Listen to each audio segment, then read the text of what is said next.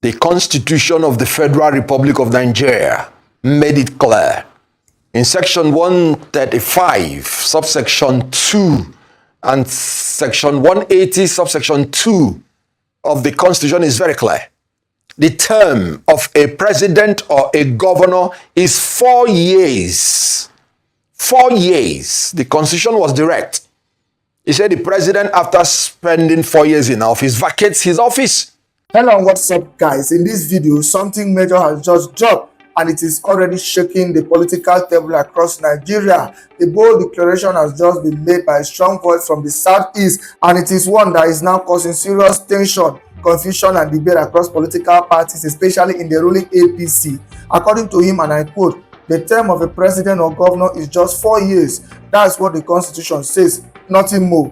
Yes, you heard that right, just 4 years. And guess what? This wasn't just a throwaway statement. It came as a powerful defense of Peter Obi's recent shocking promise to serve only one term if he becomes president in 2027. Now, Obi's vow has divided Nigerians. Some say it is noble, others say it is a trick. The APC has already dismissed it as theatric, while even some people in his own party are doubting his intention. But what makes this story even more explosive is what followed next. The southeastern politician didn't just agree with Obi's promise. He dropped section by section evidence from the Constitution itself. He said Section 135 subsection 2 and Section 180 subsection 2 clearly state that a president is to serve just one term of 4 years unless re-elected. But here is the twist. He didn't stop at the law. He went further, exposing why Nigeria's obsession with 2 terms is part of a deeper political game. He claimed many Nigerian politicians are terrified of one-term promises because they know they might not win again, especially in a country where elections are not always free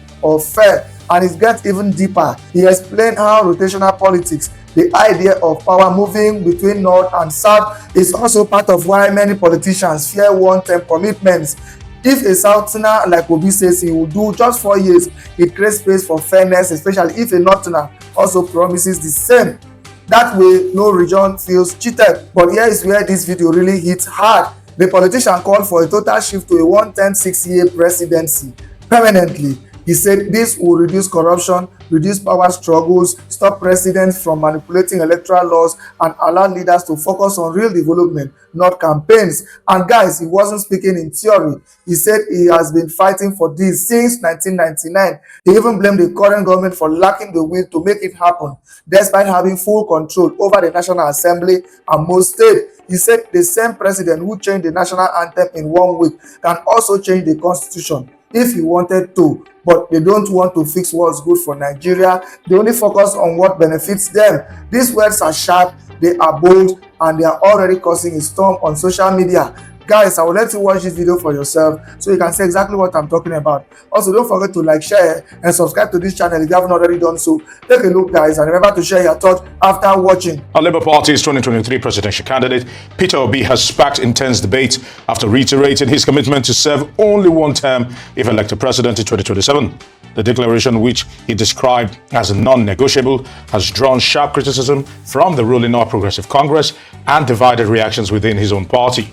While the Labour Party's Abure-led faction dismissed the pledge as a political strategy, the rival caretaker group under Senator Naija endorsed it, citing Peter Obi's history of principled leadership. The APC, however, dismissed the promise as insincere theatrics. The controversy deepened after Anambra State Governor Professor Chukwuma Soludo mocked the pledge during a political rally, suggesting that politicians making such promises require psychiatric evaluation. But in a detailed response on social media, Obi defended his stance by citing historical examples of transformative leaders like Abraham Lincoln, John F. Kennedy, Nelson Mandela, who achieved lasting legacies despite brief tenures. Political watchers have been divided into 2 camps following Peter Obi's promise to be a 1-term president if elected. What is the feasibility of the idea given the existential challenges facing Nigeria, and why the vow is being greeted with skepticism? Lawyer Kenneth Okonkwo joins us for a conversation. I want to say thank you very much for joining us today. And let's get it started. This 1-term thing, why are people taking it with a pinch of salt? Because if the politicians themselves are knocking this, are they almost indicting themselves by saying that don't ever believe what we tell you? on our campaign trail because we do not mean what we say. If they are saying that this is political theatrics to probably just get themselves into power, are they all indicting themselves, talking about all the politicians and the political parties knocking this down?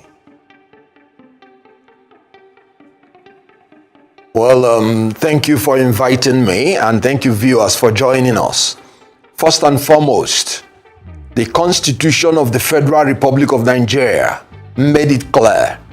In Section 135, subsection 2, and Section 180, subsection 2 of the Constitution is very clear.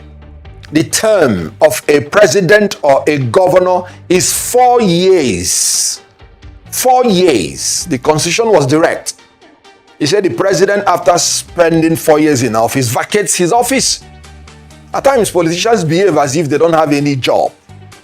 So when somebody says he's going to spend only 4 years, he simply stated a constitutional provision. But here is just a little addition.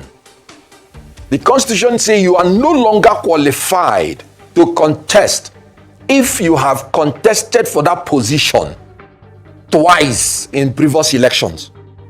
And this is by Section 137, subsection 1B, and Section 187, subsection 1B.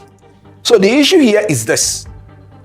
If you say you want to contest one term, that is your own idea. That is your own opinion. You are entitled to it. In Nigeria and in some African countries, where elections are deemed not to be free and fair, that's where you have all these unnecessary arguments. Why did I say that?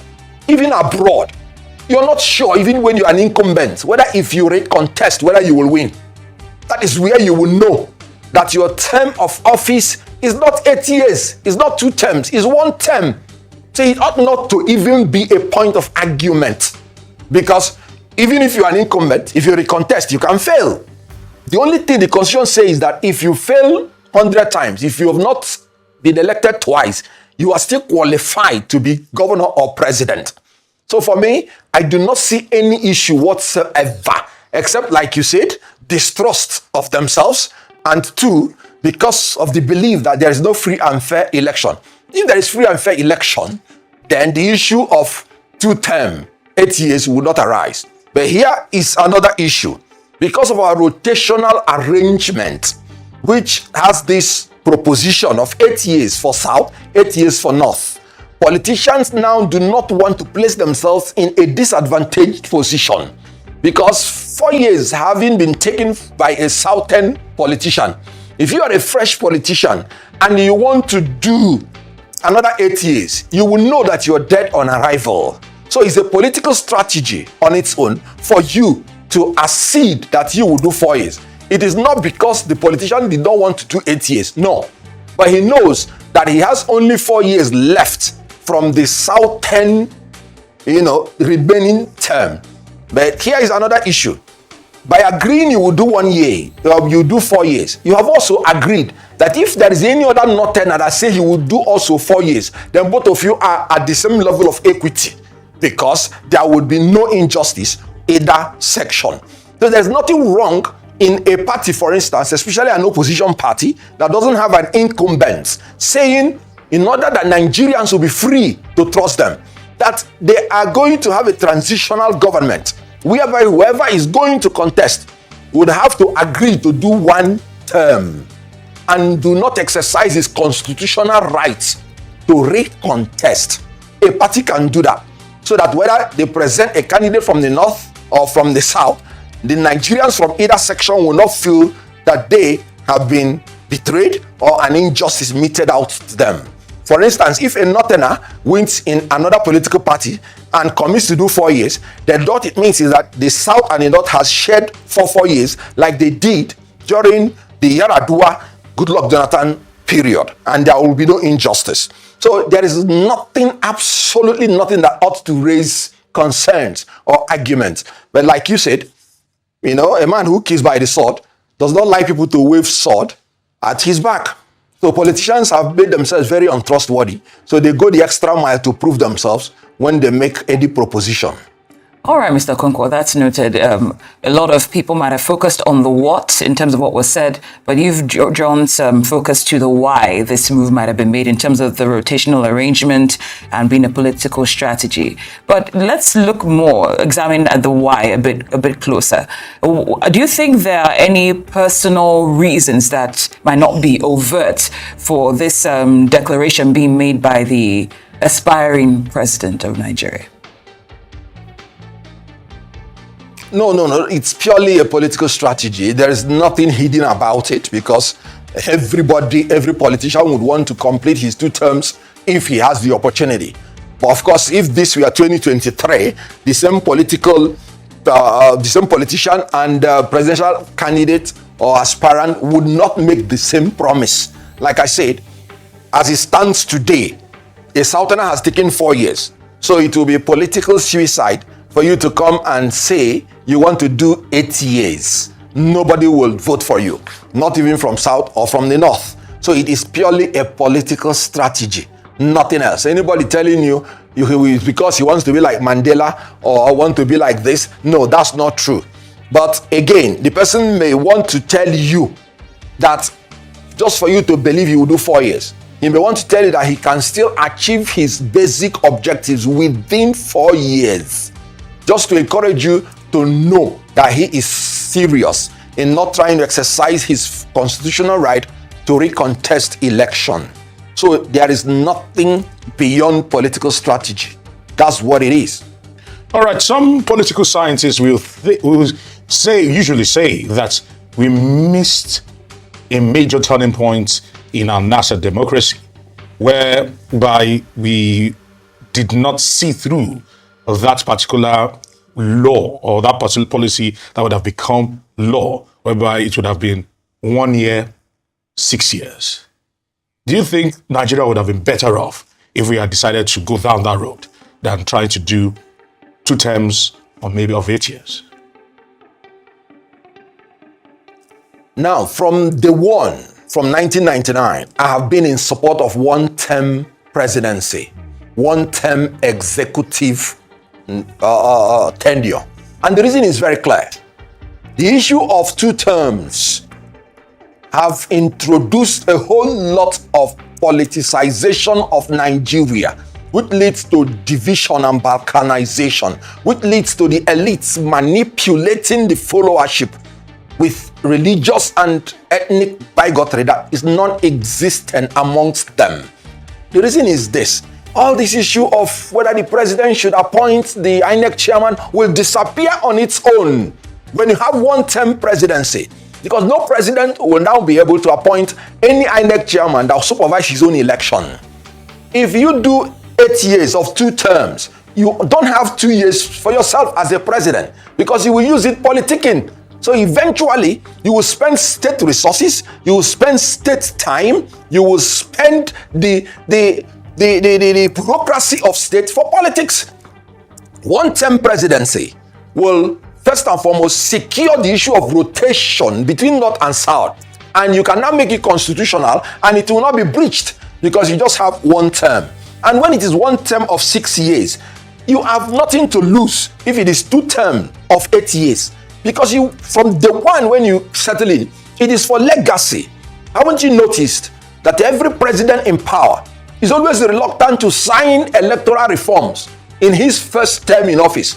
The reason is because he wants to use the jaundiced Electoral Act to rig his own election before, when he wins the second time, when he does not have any other term to contest for, he will not be willing to sign Electoral Act or even constitutional amendment that would take us forward. So, but if it is 1 term, from day one, the president that is coming in is willing and bold enough to sign every legacy legal reforms that would have made us to be the first to be in the first superpower nation by now.